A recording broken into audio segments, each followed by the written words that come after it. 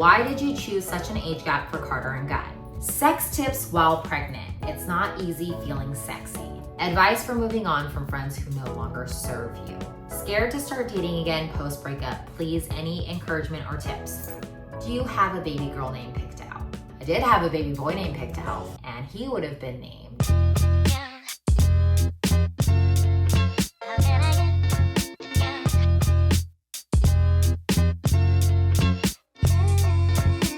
Hey guys, I got the idea to film a Q&A from the comfort of my own bed. So we're gonna see if that was a smart idea or a stupid one, because I feel like my back is already hurting. In my head, I was like, oh my gosh, that's genius. It'll be so comfortable because I'll just be like lounging. But lounging would be me like laying like this, and I can't really talk to you like this, so I have to like sit up. But like I got the belly now, and like now I gotta now I'm like sinking in because like whatever. We're just gonna go with it. Let's go with it. My last Q&A was pregnancy themed, but this one was not themed. It was just general, like a free-for-all. So anything goes.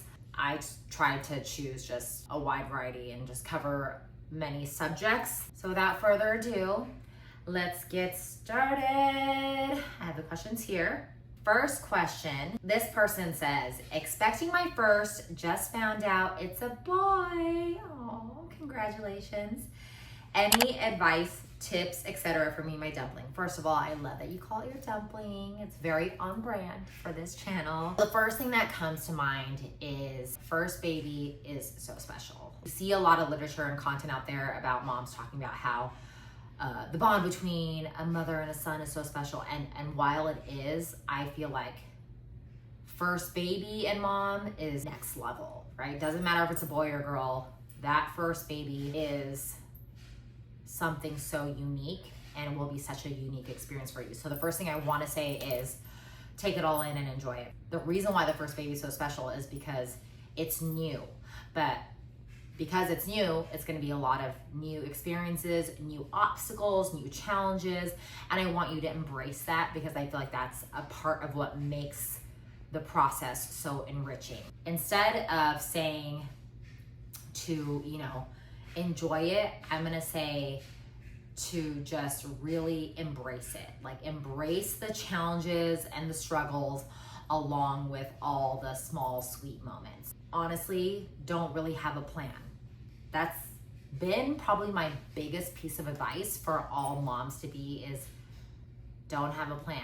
Like I'm talking about birth plan, I'm talking about plan for school, I'm talking about activities and sports. Best way you can set yourself up for success is to have no plan, because every kid is so different and you're gonna go through all these milestones, and comparison is just wicked in the game of motherhood. A lot of women, a lot of my friends really stress themselves out over having a very specific way they wanted to deliver their baby, right? When you do that, when you have a really specific plan, the chances that it's actually gonna go that way, I mean, they're not super high. The more specific you have it, the lower the chance there is that that's gonna be how it goes, So I'm just like, keep an open mind, have no plan, and embrace it all. Number 2, why did you choose such an age gap for Carter and Guy? I've talked about this a lot, but I still get this question a lot. So I don't know if I just have a lot of new friends on here, or I don't know, maybe I don't talk about it as much as I think I do. We always wanted one baby. When we were engaged, we said we just want one kid. We felt like that was what was most manageable to still keep your same lifestyle, but still have like a parenting experience and raise a child, right? When Carter turned about 4, we decided that we wanted another one. And this is the part where I lose so many people, they get so confused. They're like, what, why? And it's like, it's as simple as we just changed our minds. There were a few other reasons that went into it, but the main thing is we don't know, right? Just like a lot of things in life, you don't know until you do it. And then a lot of times when you're in it, you realize, wow, I feel so differently about this than I thought I would. And that's exactly what happened with us. And parenthood. I mean, I guess it speaks volumes for Carter as well, right? Because it's like we had him, he turned 4 and we're like, wow, this is so fun. We should have another baby. We decided to try to have another baby, and then it took us a couple years to get pregnant, and that's what brought us to the age gap that we have. So it wasn't any like planned age gap or anything like that, but I will say I love it. People are like, is it hard? And it's like, no, it's the opposite. Obviously, if the age gap is smaller, it's harder because you have 2 babies close together, and that's a lot more work than when you space it out. Then you have one kid that's like self-sufficient and then a baby. Obviously, with this baby now, I'm gonna have 2 babies that are really close together. So we'll see how that goes. Number 3, sex tips while pregnant. It's not easy feeling sexy. It's hard. And I will say, like, the thing about feeling sexy while you're pregnant that is the biggest obstacle in my opinion is all mental, because you have so many hormones raging through your body that you have so many feelings. And for women, we need to feel sexy to like want to have sex, right? So I feel like my biggest piece of advice is continue taking care of yourself, whatever that means for you. Like whatever you were doing before to make yourself feel sexy, try to maintain that while you're pregnant. But I'm just like thinking exercise, if you did take, fitness classes, if you went on walks. For me, I go on walks, I go on my runs, and just getting some movement in my body always gets those endorphins going, and it makes me feel good, right? Anything you did for self-care before you were pregnant that you can still do safely while pregnant, do that, right? And you'll feel better about just yourself in the end in general, regardless of sex. If you normally get facials, go get facials. Just make sure all the product they use is okay for pregnancy. If you normally get your hair done, your nails done, try to like keep up with doing those things. Also, I feel like this goes without saying, but just try to talk to your partner as much as you can. Like, tell them how you're feeling, tell them where you're at. I feel like regardless of how you feel like you look or whatever, or how your body is changing, if you maintain a strong connection with your partner, that sexual drive will still be there. A lot of times I feel like when the sexiness leaves a relationship, it's usually also when the communication stops and when you're not feeling as connected with your partner. Like I feel like as long as you're feeling connected and you're feeling like they're just in your heart and your soul, like you can get sexy. You know what I'm saying? Like you can get down. You can do it. Get down with your bad self. Number 4. Okay, so now we're gonna shift a little bit away from pregnancy and baby stuff. This person says, what should I order at Hillstone? You guys know I am a Hillstone ho, and I will always admit that. We have 3 Hillstones here, 4, within like just a couple miles away from where I live. And it is my favorite. It's probably my favorite chain. I know a lot of people, it's hard to even see it as a chain because it's such a nice, lovely, like a higher end restaurant. But because it is a chain and they have all different brands of Hillstones, like here we have a Bandera, we have a Gulfstream, we have an R&D kitchen. Those all fall into Hillstone. Houston's, and then in other areas it's just called Hillstone. But what I find is that they do have some common things on the menu. And my number 1 will always be their French dip sandwich. Hillstone French dip is the best French dip you will ever have. Okay? I said it. I know there's more authentic places. I'm sure there are a lot of smaller joints that have some fantastic French dips, but if we're talking on the scale of chains, like it is just the consistency of Hillstones is what makes it so successful and so amazing. Like I feel like I could go to Hillstone anywhere in the country and it will be like the exact same product. And their French dip is just immaculate. If you haven't seen my videos, you get the raw horseradish, the cream horseradish. You do dip first, horseradish second, so it doesn't fall off into the dip, and then take a bite. Oh my God, I want one right now. The other thing you should always get at Hillstones, I feel like, are their fries. Fries are perfection. Like the texture, the ratio of the crisp on the outside to the meat and the potato on the inside. The dipping sauces, they serve it with a ketchup and a spicy aioli. Mwah. They typically have a pine room salad, which is like a kind of like a kale and leafy green mix with pine nuts and this like mustardy vinaigrette dressing. So good. Dip Duo is another big one, appetizer that they have at a lot of the different Hillstone chains. It's house-made chips with a little mountain of guacamole and a little mountain of cheese dip. Oh my gosh.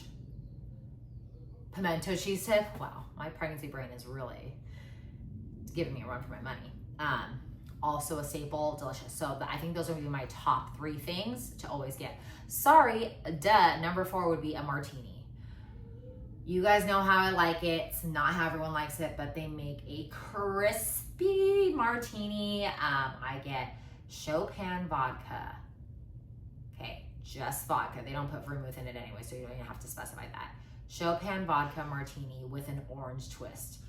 I feel the zing in my body right now.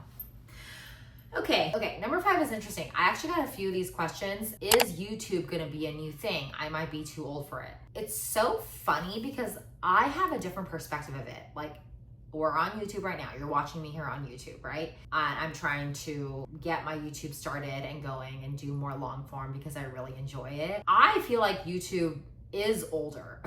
Like, I feel like, so Kevin is a big YouTube consumer. And I used to always make fun of him because I'm like, he's like an old guy. I mean, he's 2 years older than me, but I feel like, I'm like, I don't know. In my mind, YouTube has been around the longest. Like, it's been around longer than TikTok, than Snapchat, than like a lot of the more popular social media apps.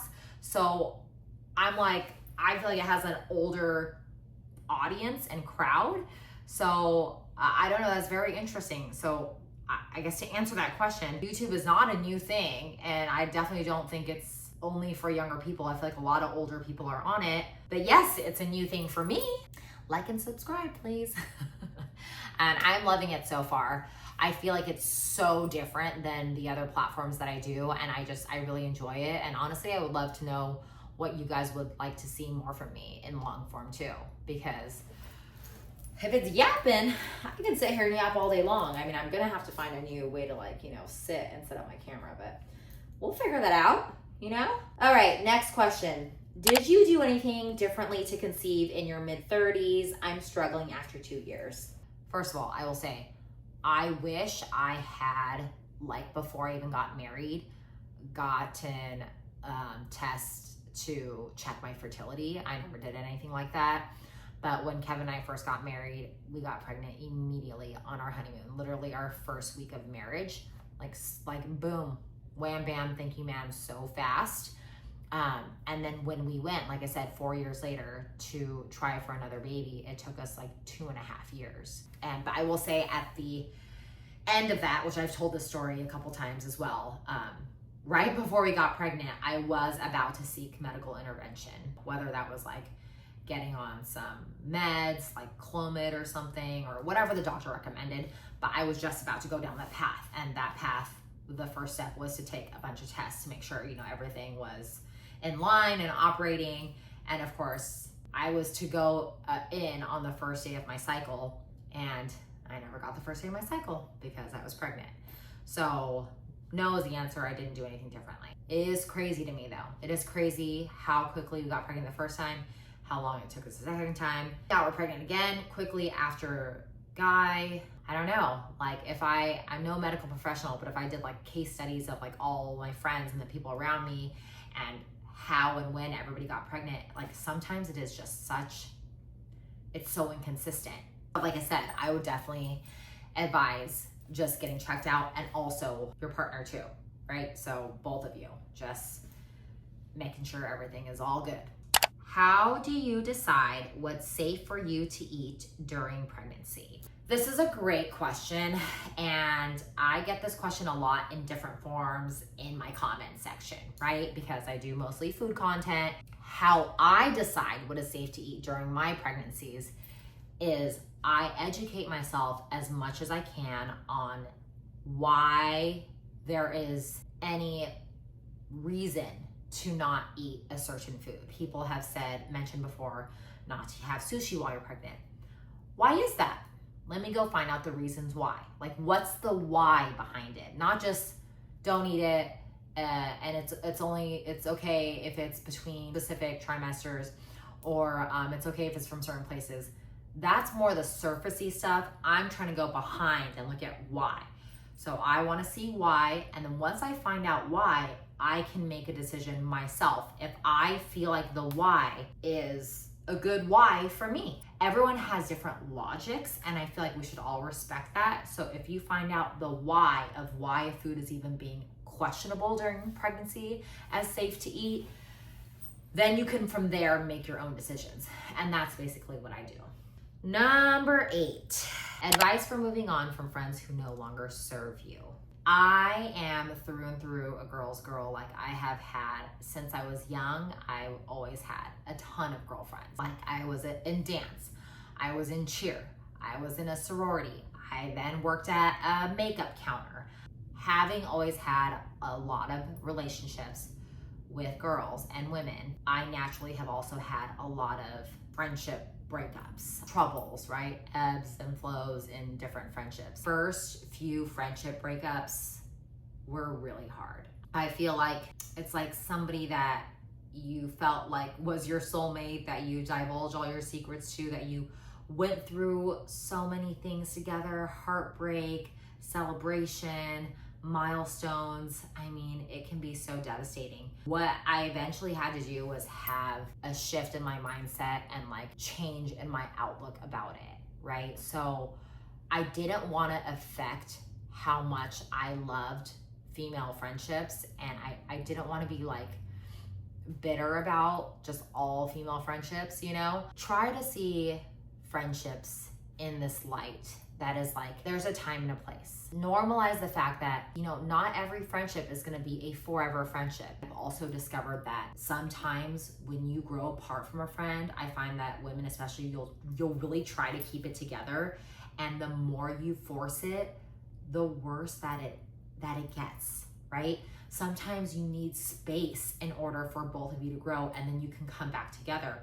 And that's not a bad thing. I feel like we see all these things as really negative, bad things, and then from that comes so much bad blood, and it's hard. And so in this situation, when this person's saying advice for moving on from a friend who no longer serves you, that's hard on both ends too, because that person might feel like you might still serve them, and that's of course no way to have a friendship either. Friendship should be enriching in both ways. So when you move on from said friendship, like a friend that doesn't serve you, you can still do it gracefully, you can still do it kindly. You know, you can separate yourself, find that separation, and then move forward.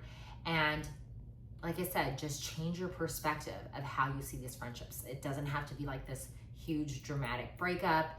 It can just be, I'm just taking a break. All right, number 9, scared to start dating again post-breakup. Please, any encouragement or tips? My main thing with post-breakup activities is make sure you have spent some time alone. Make sure you have healed.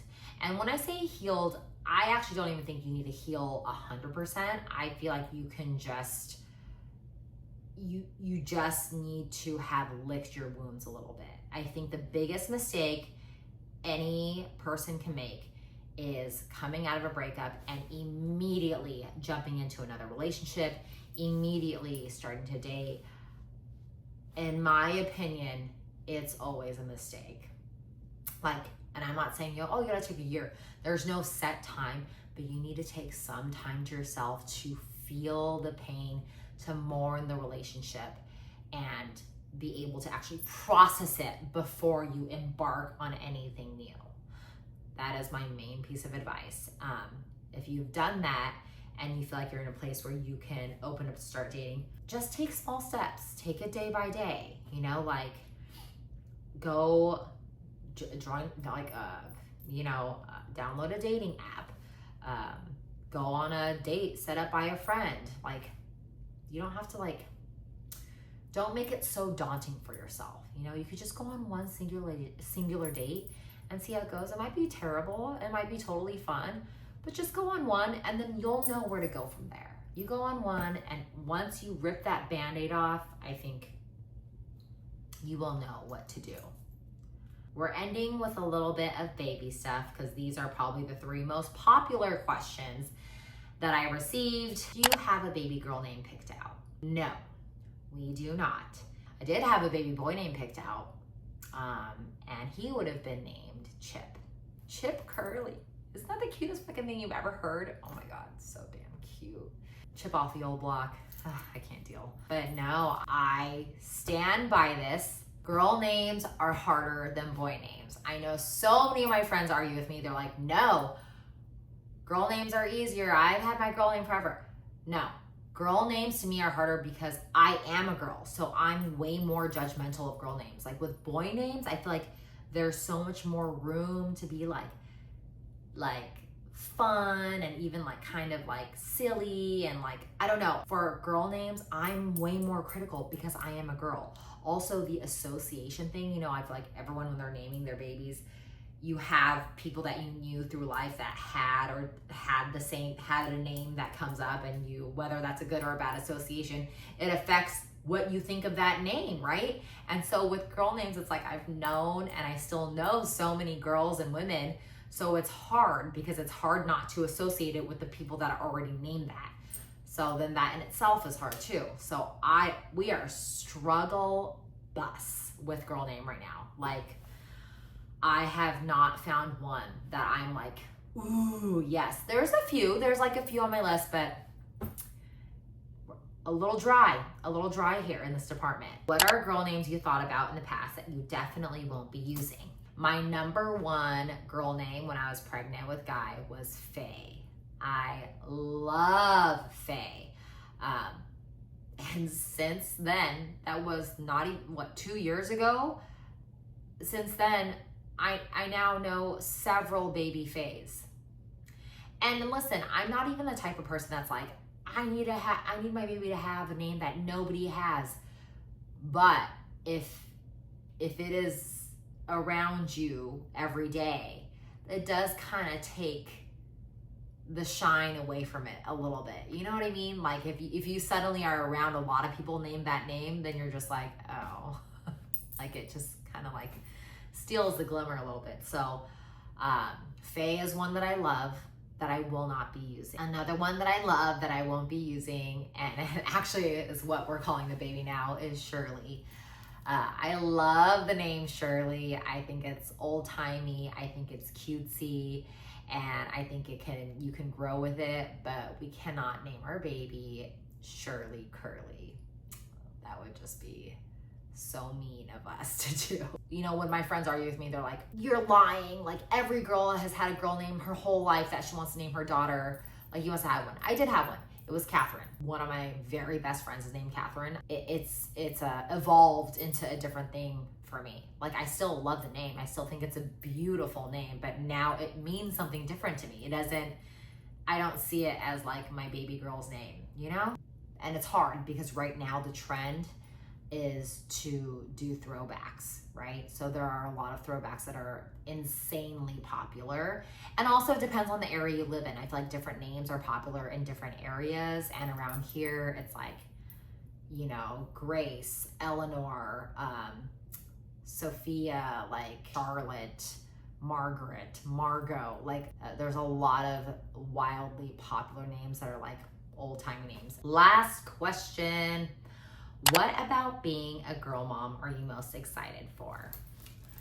There's a lot of things that are exciting, right? Just simply because it's different. I think I'd feel the same way if I had 2 girls and I was having a boy. But I think specifically for me, I don't know, I'm really excited to see our dynamic as a mother and a daughter.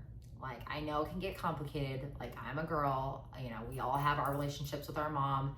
And I feel like it's never not complicated because women are complicated, right? I'm really excited to see how it unfolds and what she's even gonna be like. Is she gonna be inquisitive? Is she gonna be analytical? Is she gonna be thoughtful? Is she gonna be excitable? Will she be calm? Will she be full of physical energy? Or is she gonna be supercharged with like creativity? Like, I'm so excited to learn the inner workings of her mind and then how it works with me, like female to female. Like I said, or I mentioned before, I've had a lot of very precious female relationships in my life. So now having a daughter, it just feels very like full circle. And I just wonder what our dynamic will be. Now everyone wants me to say clothes and stuff. And yes, that's like, that's clearly gonna be like fun, like a good surfacey fun. But thank you for watching and listening to me yap. Honestly, this wasn't as comfortable as I thought. Oh, see, now that's better. See, look at the hat. Oh my gosh, that's why I can't be sitting like that long. I will definitely be doing another Q&A soon. And tell me if you like it themed better, if you like it like not themed, you know what I mean? Or I don't know if that felt too much like all over the place for you guys. Thank you for being here, listening, and mostly for asking the questions. I love all the questions I get. I honestly wish I could answer them all, but obviously we don't have time for that. Okay, you guys. I need a snack. I love you guys so much. Goodbye.